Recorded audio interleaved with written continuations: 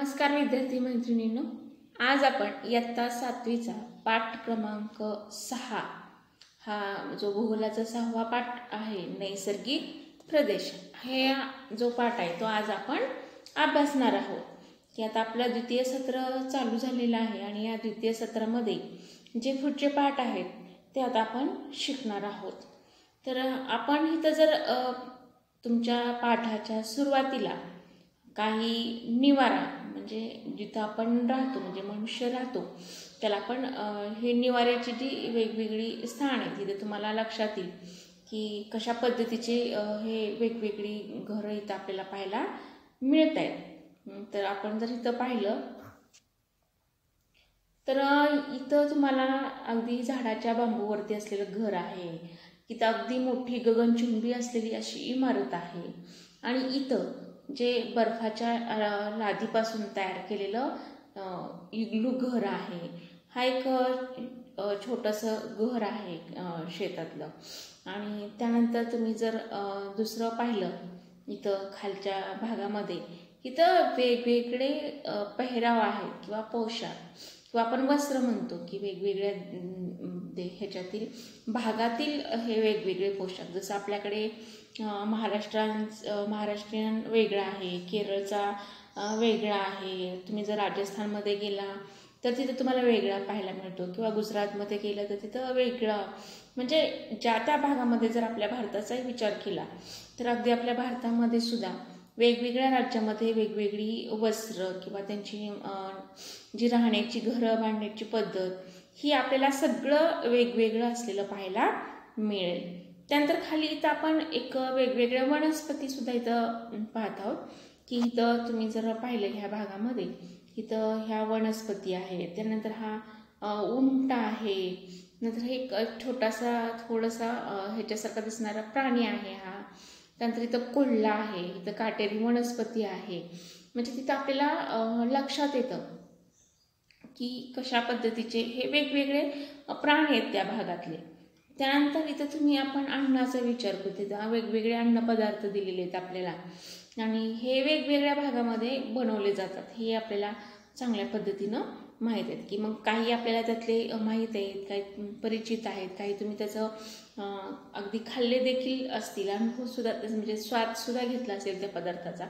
आणि काही काही पदार्थ असे असतील की तुम्ही फक्त नाव ऐकून असाल परंतु प्रत्यक्षात तुम्ही बघितले नसतील असंही इथं आपल्याला दिसून येईल. किंवा पुढच्या भागामध्ये इथं सुद्धा बघा तुम्ही वेगवेगळी इथं घरं दिसत आहेत आपल्याला की नाही. तुम्ही जर इथं पाहिलं तर इथं तुम्हाला एक वेगळ्याच स्वरूपामध्ये घराचा प्रकार पाहायला मिळेल. त्यानंतर इथंही वेगळंच आहे. इथं छोट्या छोट्या झोपड्या आहेत आणि इकडं मग असा मोठासा वाडा दिसतोय आपल्याला. इथं दगडी वाड्याचं बांधकाम असलेलं दिसतंय की आपल्या भागामध्ये असे वाडे आहेत. खेडेगावामध्ये जर आपण पाहिलं पश्चिम महाराष्ट्राचा जर विचार केला तर या पश्चिम महाराष्ट्रामध्ये अशा पद्धतीचे वाडे आपल्याला मोठमोठे पाहायला मिळतात. त्यानंतर इथं वेगवेगळी वस्त्र धारण केलेली लोकंसुद्धा इथं आपल्याला दाखवलेली आहेत, हो की नाही. जर आपण इथं पाहिलं तर आपल्या भागामध्ये अशा पद्धतीचे वस्त्र धारण केलेले लोक आढळतात का? नाही आपल्याकडे आढळत. किंवा अशा पद्धतीचे किंवा हे असे हे कुठं आढळणार की हे आदिवासी लोक आहेत. हे जे आहेत हे दोन की ह्या भागामध्ये जिथं जंगली भाग आहे किंवा ह्या भागामध्ये अशा प्रकारच्या आदिवासी आपल्याला पाहायला मिळतात. आणि आपल्याला जर पाहिलं त्यानंतर पुढचा भाग हे जे पुढचे प्राणी आहेत आपल्याला दिलेले दाखवलेले हा एक पेंग्विन पक्षी आहे. त्यानंतर हे पांढरी अस्वल आहेत. हे आपल्या भागामध्ये पाहायला आपल्याला मिळत नाही. ते कुठं पाहायला मिळतात तर जे हिमाच्छादित डोंगर आहेत किंवा उत्तरेकडला भाग आहे या भागामध्ये आपल्याला पाहायला मिळतात. अगदी आपल्याकडे पाहायला मिळतात का? ह्या नाही. त्यानंतर अशा पद्धतीची नदी ही कुठं पाहायला मिळते हे आपण तिथं विचार करणार आहोत. त्यानंतर पुढं हे जे सगळे पदार्थ आहेत ह्याच्यामध्ये तुम्ही मगाशी आपण म्हटल्याप्रमाणे काही खाल्लेही असतील. अगदी अशा हे जेवण जे आहे आपण ह्या पद्धतीचं जर पाहिलं तर हे आपल्याला केरळकडल्या भागामध्ये असं जेवण अशा पद्धतीचं जेवण आपल्याला वाढलेलं आपल्याला पाहायला मिळेल. तर त्यानंतर आता आपण प्रत्यक्षात पाठाला सुरुवात करूया. मग आपण असा विचार करतो की ही जे आहेत मग हे सगळीकडे सारखं का नाहीत, असे घरं वेगवेगळ्या प्रकारचे आहेत वेगवेगळ्या प्रदेशामध्ये. नंतर पोशाख सगळ्यांचे वेगवेगळे आहेत. त्यानंतर खाण्याचे अन्नपदार्थ वेगवेगळे आहेत. काय कारण असावं याच्या पाठीमागं? तर आपण त्याच्या मागची जी कारणं आहेत ती कारणं आपण आजच्या पाठामध्ये आपण शिकून घेणार आहोत. आता इथं तुम्हाला सुरुवातीला काय दिलेलं आहे की तुम्हाला प्रश्न दिलेले आहेत. तर ते प्रश्न तुम्ही बघा आणि इथं तुम्ही जर पाठ पूर्ण आपण शिकलो तर तुम्हाला हे प्रश्न आपोआप सोडवता येतील. तर आपण प्रश्न न शिकता आता पुढचा भाग बघूया, जेणेकरून तुम्हाला पुढच्या भागामध्ये त्या उत्तराचं स्पष्टीकरण सहजपणे लक्षात येईल. आपल्या सभोवतालच्या परिसरात आपण राहतो, पाहतो, अनुभवतो त्यापेक्षा काही भिन्न गोष्टी जगात इतरत्र आढळतात. विविध वन्यजीवांच्या संदर्भातील शैक्षणिक व माहितीपर होणारे कार्यक्रम आपण दूरचित्रवाणीवर पाहत असतो. त्या वन्यजीवांविषयी जाणून घेण्याचे कुतूहल आपणास वाटते. आपल्याकडे ते का उपलब्ध नाहीत, ते आपल्याकडील वन्य प्राण्यांप्रमाणे का नाहीत, त्यांच्यात हा फरक का निर्माण झाला, याविषयी कारणांचा आपण शोध घेऊया. की मग असं आपण पाहिलं जे पेंग्विन पक्षी आहेत. आता ह्या पेंग्विन पक्षी आपल्याकडे आढळत नाही. अगदी तुम्ही जे डिस्कवरी चॅनल पाहत असाल तर या डिस्कवरी चॅनलवरती अगदी वेगवेगळ्या प्रदेशातील, वेगवेगळ्या देशातील, अगदी जगभरातील वेगवेगळ्या प्राण्यांची माहिती आपल्याला तिथं दिलेली असते, आपण पाहतो सुद्धा. आणि मग अशा प्रकारचे प्राणी असतील मग ते आपल्याकडे का पाहायला मिळत नाही, अशा प्रकारची झाडं आपल्याकडे का पाहायला मिळत नाहीत, किंवा अशा प्रकारचे वस्त्र आपल्याकडे का परिधान करत नाहीत, म्हणजे हा प्रश्न आपल्या मनामध्ये निर्माण होतो. किंवा ते वन्यजीव जे आहेत मग त्याच्याविषयी अधिक माहिती आपल्याला तिथं जर पाहिजे असेल तर आपण ते कार्यक्रम पाहत असतो. मग आपल्यात आणि त्यांच्यामध्ये एवढा फरक कशासाठी झाला, काय कारण असावं, तर त्या कारणांचा शोध आपल्याला ह्या पाठामधून घ्यायचा आहे. आता आपण भौगोलिक स्पष्टीकरण पाहूया. पृथ्वीवर वेगवेगळ्या भागात भूस्वरूपे, हवामान, मृदा यांच्यात भिन्नता आढळते. ही भिन्नता प्रामुख्याने त्या भागात उपलब्ध सूर्यप्रकाश आणि पाणी यांच्यावर अवलंबून असते. आपण जर पृथ्वीचं जर निरीक्षण आपण जर पाहिली, आपल्याला माहिती आहे अगदी आपल्या भारताचा जर विचार केला तर आपल्या उत्तरेकडला भाग जो आहे तो हिमालयाने व्यापलेला आहे की नाही, की डोंगराळ भाग आहे. तुम्ही जर दक्षिणेकडे जाल तसा हा भाग जो आहे आपल्याला डोंगराळ भाग जास्त प्रमाणामध्ये आढळणार नाही. किंवा आपल्या भारताचा जो भाग जर पाहिला तर काही भागात खूप डोंगर आहेत, काही भागामध्ये सखल जमीन आहे, मैदानी प्रदेश आहे. म्हणजे मग अशी वेगवेगळी भूरूपे आहेत ह्या आपल्या पृथ्वीवरती सुद्धा. आणि हवामान सुद्धा सगळीकडे वेगवेगळ्या प्रकारचं आपल्याला पाहायला मिळतं. अगदी आपल्या भारतामध्ये सुद्धा उत्तरेकडे पाहिलं तर थंड हवामानाचे प्रदेश आपल्याला पाहायला मिळतील. जसं जसं तुम्ही दक्षिणेकडे जाल तसं तसं तापमानामध्ये वाढ झालेली आपल्याला पाहायला मिळते. जर आपण केरळकडे, खालच्या राज्यांकडे गेलो, कर्नाटककडे गेलो तर आपल्याला तिथं हवेतील तापमान वाढल्याचं आपल्याला तिथं आपोआप जाणवतं. किंवा तिथली माती असेल, मातीचे सुद्धा वेगवेगळे प्रकार आहेत. किंवा आपण जर पाहिलं की दख्खनचा पठाराचा भाग विचारात घेतला तर दख्खनच्या पठारावर आपल्याला काळी कसदार अशी माती पाहायला मिळते. त्यानंतर कोकण भागाचा विचार केला तर कोकण भागामध्ये आपल्याला लालसर अशी तांबरट कलरची माती आपल्याला पाहायला मिळते.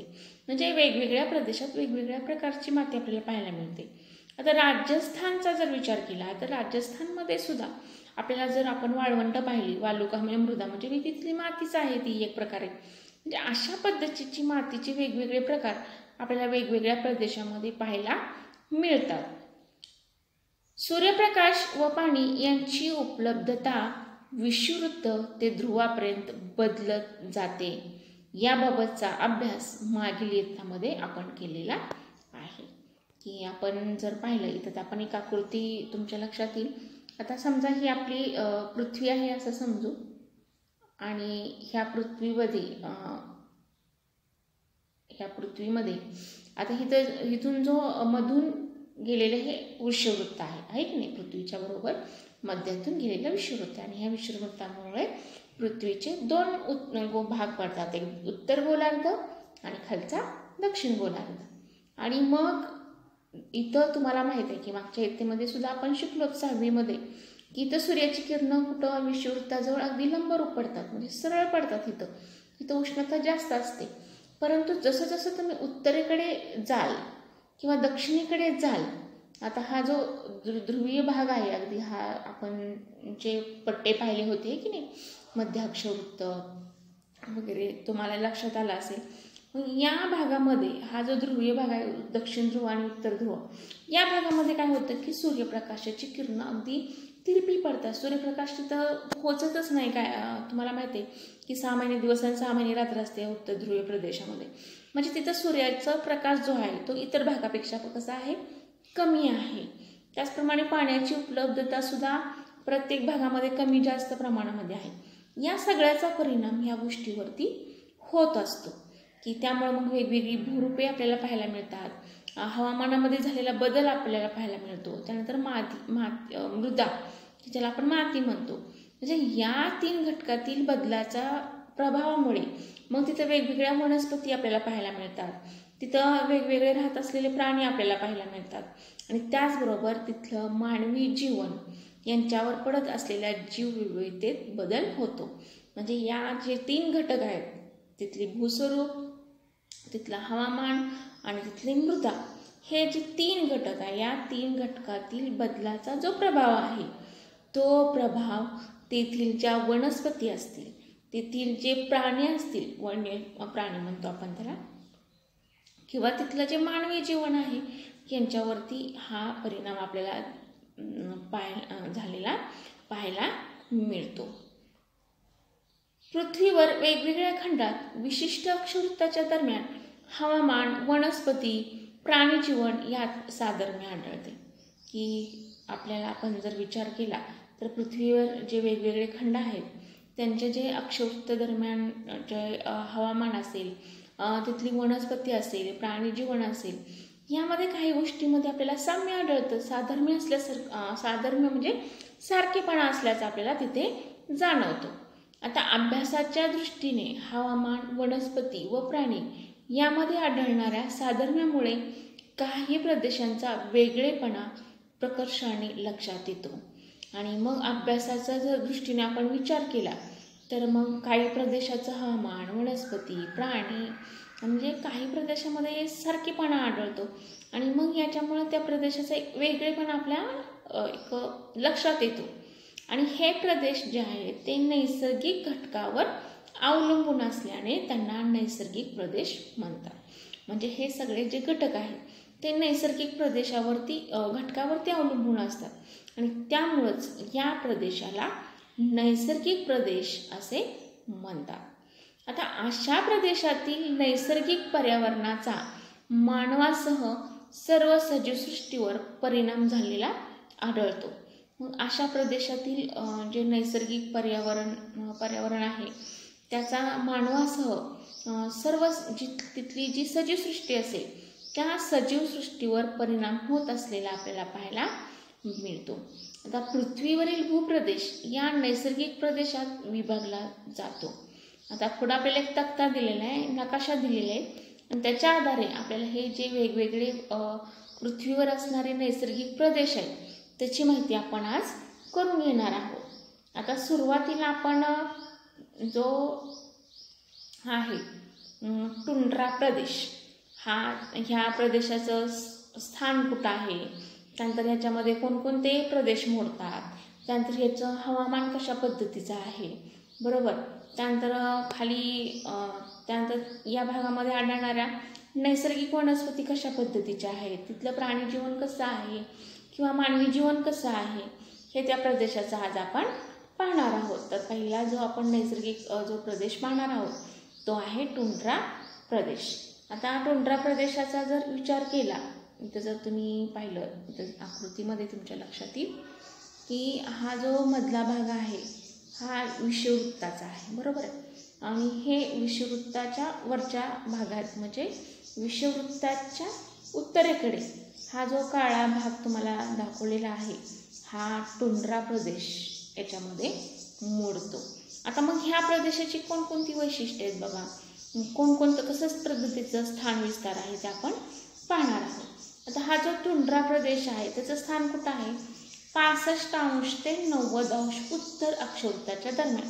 जर आपण इथं पाहिलं हा जो भाग आहे 65 ते 90 अंश उत्तर म्हणजे अक्षवृत्ताच्या उत्तरेकडे आहे. हा म्हणजे 65 अंश ते 90 अंश उत्तरेकडे उत्तर अक्षवृत्ताच्या दरम्यान हा प्रदेश पसरलेला आहे. म्हणजे हे स्थान झालं त्या टुंड्रा प्रदेशाचं की 65 अंश ते 90 अंश उत्तर अक्षवृत्त. आणि मग याच्यामध्ये कोणकोणते प्रदेश येतात तर ग्रीनलँड, उत्तर कॅनडा, उत्तर युरोप आणि उत्तर आशिया हे भाग आपल्या हे जे आहेत हे प्रदेश या भागामध्ये आपल्याला पाहायला मिळतात. त्यानंतर आपण जर आशियाचा आता तुम्ही म्हणाल आपला भारत आशिया खंडात आहे, परंतु इथं जर तुम्ही आशिया खंडाचा नकाशा पाहिला हा इथं आपला भारत देश खाली येतोय आणि हा जो आहे हा उत्तरेला हा भाग येतोय. अलग लक्षात म्हणजे उत्तर आशिया म्हणजे आशिया खंडाच्या उत्तर भागामध्ये हे प्रदेश आपल्याला पाहायला मिळतात. आता तिथलं हवामान कशा पद्धतीचं आहे बघा. आता तिथलं हवामान जर पाहिलं तर उन्हाळ्यामध्ये हे इथलं तापमान सरासरी 10 अंश सेल्सिअस तापमान असतं. बघा 10 अंश सेल्सिअस म्हणजे किती कमी तापमान आहे. आणि आपल्याकडे उन्हाळ्यात जर विचार केला तर अगदी 38, 37, 35च्या पुढेच आपल्याला पाहायला मिळतं. म्हणजे आपल्याकडे किती प्रचंड उष्णता आपल्याकडे जाणवते. आणि टुंड्रा प्रदेशामध्ये म्हणजे उन्हाळ्यामध्ये हे तापमान आहे तिथं 10 अंश सेल्सिअस. आणि हिवाळ्यात तापमान कसं आहे तिथं की मायनसमध्ये आहे. तर ते आहे सुमारे 20 अंश ते -30 अंश सेल्सिअस. म्हणजे बघा हिवाळ्यातलं तापमान किती कमी आहे ह्यांच्याकडे मायनसमध्ये आहे ते की -20 अंश ते -30 अंश सेल्सिअस. आणि इथं जो पडणारा पाऊस आहे तो पाऊस किती आहे तर इथलं सरासरी पर्जन्य जे आहे 25 ते 300 मिलीमीटर पाऊस इथं पडतो. बघा किती सरासरी पर्जन्यमान इथलं किती आहे 25 ते 300 मिलीमीटर. आणि इथलं हवामान जे आहे अतिशय थंड अशा पद्धतीचं आहे. म्हणजे हे झालं टुंड्रा प्रदेशाचं हवामान हे. आता इथल्या ज्या नैसर्गिक वनस्पती आहेत आता इथं एकतर हवामान फार थंड आहे, मायनसमध्ये हवामान आहे, उन्हाळ्यातसुद्धा अगदी 10 अंश सेल्सिअस तापमान आढळतं. त्यामुळे इथं सूर्यप्रकाशाची जी उपलब्धता पाहिजे वनस्पतीच्या वाढीसाठी ती तेवढ्या प्रमाणामध्ये इथं पोहोचत नाही. त्यामुळे ते अल्पकाळ टिकणाऱ्याच वनस्पती आपल्याला पाहायला मिळतील की उन्हाळ्यात जेव्हा 10 अंश सेल्सिअस तापमान असतं आणि जेवढा काही सूर्यप्रकाश पडेल त्यावर ही छोटीशी अशी झुडपं इथं तुम्हाला खाली दिले छोटी झुडपं, फुरटे गवत किंवा फुलझाडं जे असतात फुलांची, त्यानंतर शेवाळ, दगडफूल ही जी सगळे वनस्पती आहेत नैसर्गिक ते इथं वाढतात त्यावेळेस. परंतु जेव्हा हिवाळा येतो आणि हिवाळ्यामध्ये तापमान कसं आहे मायनसमध्ये आहे, -20 अंश ते -30 अंशमध्ये आहे. म्हणजे त्यावेळेस हे पूर्ण काय होणार आहे बर्फाने हे परिसर झाकला जाणार आहे आणि त्यावेळेस ह्या वनस्पती तिथं टिकत नाहीत. म्हणजे ह्या इथं ज्या वनस्पती आपल्याला पाहायला मिळतात टुंड्रा प्रदेशामध्ये त्या ज्या नैसर्गिक वनस्पती आहेत त्या अल्पकाळ टिकणाऱ्या अशा वनस्पती आहेत. आता इथं जे प्राणी जीवन आहे मग इथं कोणत्या प्रकारचे प्राणी आढळतात बाबा. हवामान असं आहे तिथं किंवा भरपूर अतिशय थंड असं हवामान आहे. मग कोणत्या पद्धतीचे तर तिथं कोणते प्राणी आढळतात आपल्याला तर कॅरिबू, रेनडियर, ध्रुवीय अस्वल जे आपण पांढरं मगाशी पाहिलं होतं त्या पद्धतीचं अस्वलाचं पूर्ण पांढरं असतं. अगदी आपल्याकडे पाहिलं तर आपल्याकडे काळा अस्वल आपण पाहतो. काळा अस्वलाने अंगावर भरपूर दाट असे केस असतात. त्याच पद्धतीचं ध्रुवे म्हणजे ध्रुव भागामध्ये आणणारे हे अस्वल असतात की त्यांना तिथल्या परिस्थितीशी सामावून घ्यायचं असतं. पांढरे शुभ्र असतात आणि त्यांच्या अंगावर पण बरेच दाट असे केस असतात की त्या हिमवृष्टीपासून असेल किंवा अति थंड हवामानापासून संरक्षण करण्यासाठी ही जी आहेत ती आपल्याला पाहायला तिथं मिळतात. त्यानंतर कोल्हा, त्यानंतर सील मासे की जे बर्फाच्या ह्याच्यामध्ये सुद्धा खाली आपल्याला पाहायला मिळतात. तुम्ही जर डिस्कवरी चॅनलवर पाहिलं तर अशा वेगवेगळ्या प्राण्यांची माहिती बरंच आपल्याला भेटत असते.